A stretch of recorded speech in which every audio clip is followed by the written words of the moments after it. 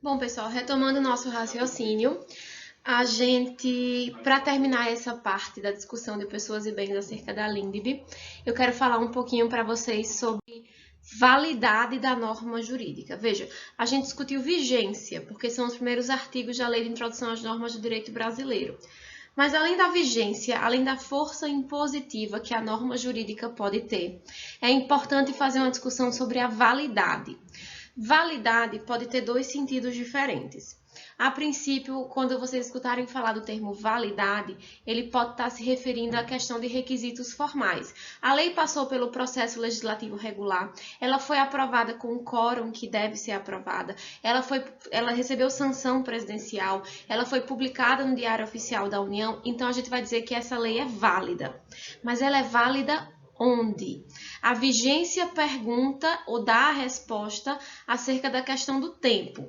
A partir de quando essa lei é válida? Ou até quando essa lei é válida? Mas onde a lei brasileira vai ter força impositiva? É esse questionamento que a gente vai responder a partir de agora. Tá claro isso para todo mundo? Então vejam só. O requisito ou o parâmetro essencial para responder essa questão de onde é válida a lei brasileira é o parâmetro da territorialidade. A lei brasileira é válida no Brasil. Essa é a resposta mais simples. Mas vamos entender onde é o Brasil? Vejam só, a aplicação da norma no espaço ela leva em consideração, portanto, o parâmetro da territorialidade. Mas o parâmetro da territorialidade vai levar em consideração que existem dois espaços, o espaço territorial brasileiro e o espaço ultraterritorial. Vamos começar pelo mais simples, o espaço territorial brasileiro. Onde é que é o espaço territorial brasileiro? O espaço territorial brasileiro é aquele espaço físico dentro das fronteiras do Brasil. Então, respeitando todas as fronteiras do Brasil, o solo, o subsolo e o espaço aéreo é considerado Brasil. Então, as normas que serão aplicadas nesses lugares são as normas brasileiras. Então, eu tenho solo e eu vou levar em consideração que no solo eu vou ter rios, eu vou ter lagos, eu vou ter... enfim, qualquer água vai ser considerado também o solo brasileiro. O subsolo também é considerado Brasil. E o espaço aéreo, mas o espaço aéreo até que limite? Até o espaço? Não. A gente vai dizer que é território brasileiro o espaço aéreo em que eu vou pegar como referência o solo brasileiro e eu vou levar até o limite de 100 quilômetros. Então, esse é o espaço aéreo brasileiro. Está aqui o solo brasileiro, está aqui o limite de 100 quilômetros. Esse é o espaço aéreo brasileiro. Tá claro isso para todo mundo? Qualquer dúvida, vocês entram em contato comigo, tá? Então, vejam só. Esse espaço territorial brasileiro vai ser o das fronteiras do Brasil, considerando os seus lagos, os seus rios, vai ser o subsolo desse espaço territorial e vai ser o espaço aéreo. Lembrando que o espaço aéreo é o ar, contando do solo até 100 quilômetros para cima. Só que, além disso, vocês podem trazer outro questionamento. Poxa, o Brasil ele é banhado pelo oceano. Será que o oceano também não é considerado território brasileiro? A resposta é sim, até um determinado limite. É considerado espaço territorial brasileiro a contagem da linha de terra da praia do Brasil até invadindo o oceano até 12 milhas náuticas. 12 milhas náuticas vai ser mais ou menos 22 quilômetros. É pouquinho, é pouquinho. Esse é considerado o mar territorial brasileiro. É espaço territorial, é parte do solo brasileiro, por assim dizer. Essa faixa de oceano, da praia até 12 milhas náuticas ou até 22 quilômetros. Então, da praia até 22 quilômetros, onde você pode enxergar na praia, é considerado território brasileiro. É como se fosse parte do solo do Brasil. Quem estiver nessa praia até 22 quilômetros, a embarcação que estiver está no Brasil. É considerado parte do território. Mas aí vocês podem falar, poxa, 22 quilômetros é muito pouco. É pouco mesmo, 22 quilômetros. A gente vai ter plataformas de petróleo, por exemplo, que estão muito mais afastadas da linha da praia do Brasil do que do 22 quilômetros. E ainda assim, o Brasil está lá explorando exclusivamente esse petróleo. É considerado petróleo brasileiro. Qual a explicação para isso?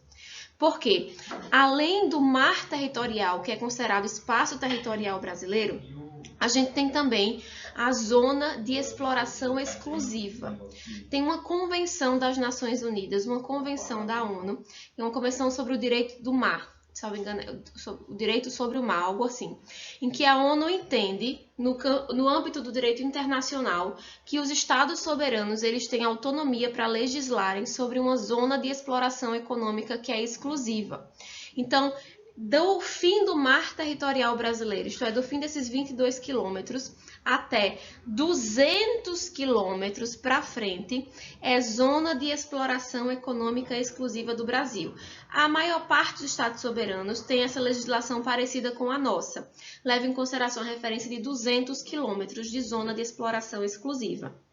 É por isso que só o Brasil vai ter o direito de montar suas plataformas de petróleo, explorar pescaria, enfim, qualquer tipo de exploração econômica que pode gerar patrimônio nessa faixa depois dos 22 quilômetros, entre 22 quilômetros e 200 quilômetros é exclusividade do Brasil. E aí a gente respeita também essa legislação dos nossos vizinhos, dos outros países. É por isso que o Brasil não invade a zona de exploração econômica dos outros estados soberanos. Compreenderam isso? Mas vejam, essa zona de exploração econômica não é considerada um espaço territorial propriamente. É uma zona em que só o Brasil pode obter bens patrimoniais, mas não é considerada solo brasileiro. Vocês percebem a diferença? Para ser considerado solo brasileiro, só aquela faixa de 22 quilômetros que é chamada de mar territorial. Tá claro isso? Então vamos lá.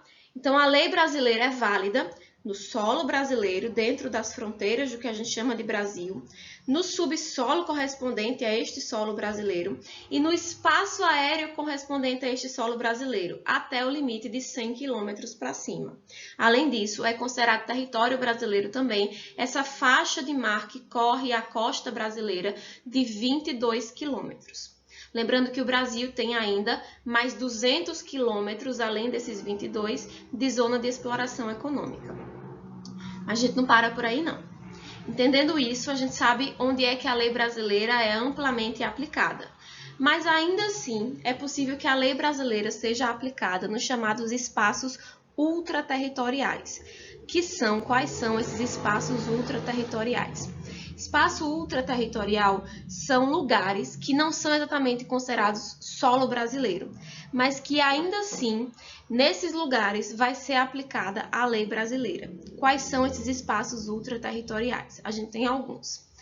Os navios e os aviões, as embarcações, sejam se deslocando por mar ou pelo ar, se elas forem de propriedade pública, se elas forem do Estado, ou se elas estiverem a serviço do Estado brasileiro, digamos que o Estado fretou um avião para levar o presidente numa missão diplomática num país estrangeiro.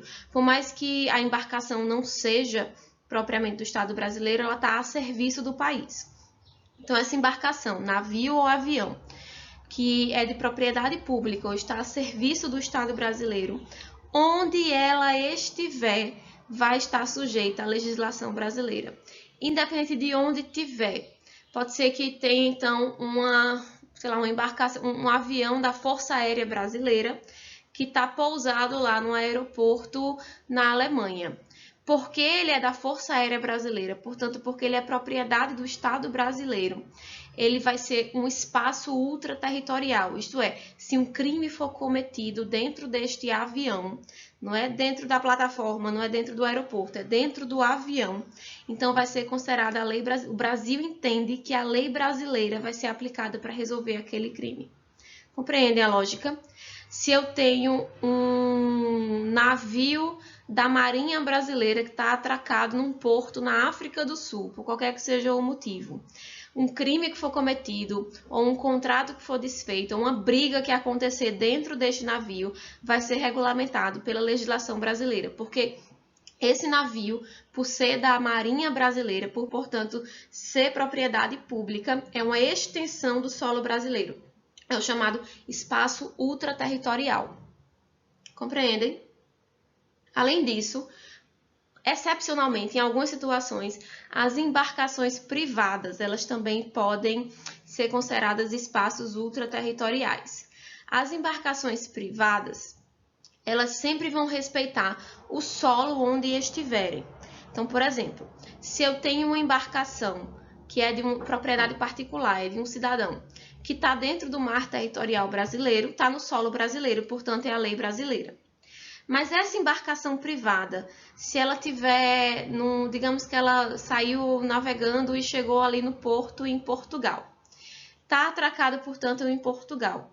Essa embarcação privada, por estar no porto de Portugal, portanto, se estiver no mar territorial português, respeita a legislação portuguesa.